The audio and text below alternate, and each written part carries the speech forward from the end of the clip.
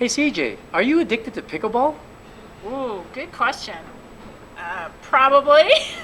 Ernie, are you addicted to pickleball? Well, maybe. Are you addicted to pickleball?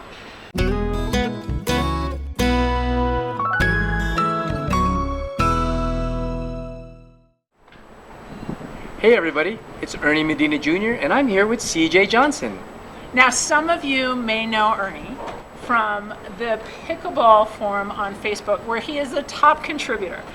But Ernie, when you're not on the Facebook forum and you're not playing pickleball, what's your day job? Well, I do actually work. I'm not retired as a lot of people think, but I'm currently an assistant professor at Loma Linda University. But before that, I was working in a medical group, working with people trying to help them to lose weight, control their diabetes, quit smoking, and deal with stress. If you're interested in getting better on the pickleball court, as well as feeling better off the pickleball court, make sure you hit the subscribe button and then the bell notification. That way you'll know whenever I post a new video. Ernie and I agree on a lot of things. Particularly off the court, you need to pay attention to your lifestyle if you want to become a better pickleball player.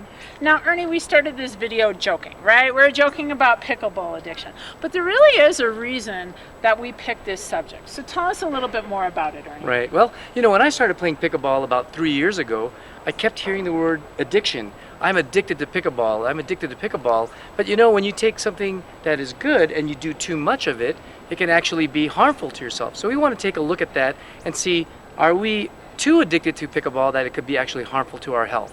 So Ernie, how do we know when our pickleball addiction has maybe crossed the line? Well, when you do something too much, your life gets out of balance, and there'll be other areas in your life that are going to start suffering from that. So we need to pay attention to some of those other areas in our life. And where I come from in Loma Linda, we are one of the blue zones. And if you don't know what the blue zones are, these are 5 areas in the world that researchers have found that people there live longer than the average person, about 10 years longer. And so they've studied these different populations, and they found that there are certain key characteristics in a holistic lifestyle that shows it can be very beneficial for your health, both quality and longevity wise. Okay, Ernie, I'll bite. What are the 5 key points? Well, pickleball actually covers 2 of those very well: the social and the family. We all know that is a very good intergenerational sport, and then socialize. We all know that's what attracts us to pickleball. So pickleball already covers 2 of those that are blue zone characteristics. Ernie, what's another point from the blue zones that can help us? Well, we started talking about exercise addiction and, looking at, we love pickleball, so we play it a lot. And 6-7 days a week, some people. But we need to really look about balance. We need to think about things that we can do outside of pickleball. And one of the things I really recommend is cross training, doing some kind of strength or weight training, because that can help you in your pickleball, but that will also help balance out your life for other activities. And so I recommend people either do some simple calisthenics, simple weights. But if you don't know how to do those kinds of exercises, I highly recommend going to a personal trainer, finding one either at your health club or at a Y, and make sure they're certified, either like I'm with American College of Sports Medicine, ACSM, or ACE. There's others out there, but make sure they're certified, and sometimes they could even be certified for working with the older population. And so if you can find that, that would be really good. So instead of playing pickleball 7 days a week, Right. maybe play pickleball 5 days a week. Right. And do a little something off the court to take care of yourself. You only have to weight train 2-3 days a week, so we're not talking about becoming a bodybuilder. That's what a lot of people are afraid of, weight training. But no, we're not talking about that. You can do a simple program within 20-30 minutes, and that's it. So just a couple days off the court can really pay big dividends on the court. So Ernie, we've been talking about weight training, and that's going to segue perfectly into one of the next points, which is rest. That's right. Well, rest is critical in all of the 5 blue zones.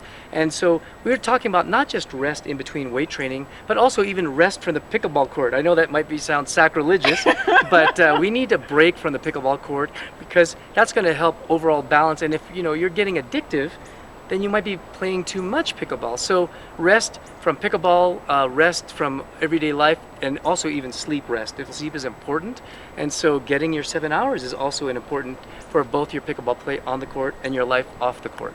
So Ernie, what's one of the warning signs that we need some rest? That's a good question, CJ. You know, if your body is usually trying to tell you something, whether it's a nagging injury that's not healing up or some ache and pain that is not usually, the normal aging process, that's usually a warning sign that you're overdoing it. You might be a little too addictive in your workout or your play, and so that would be what I would listen to your body, and that will tell you when you need to take a break and take a rest. Okay, Ernie, what's point number 5? Well, no surprise here. Diet, what we eat, is a key factor in all of the blue zones. Okay, now Ernie, we could talk about diet for a day. Can you give us just a couple of recommendations on how, as pickleball players, we can get healthier bodies and have a healthier diet? Sure. Yeah, there's all kinds of diets that are out there, but one thing I like to tell people is, to keep it very simple, are these two things. Watch for refined sugar and trans fat or hydrogenated fat.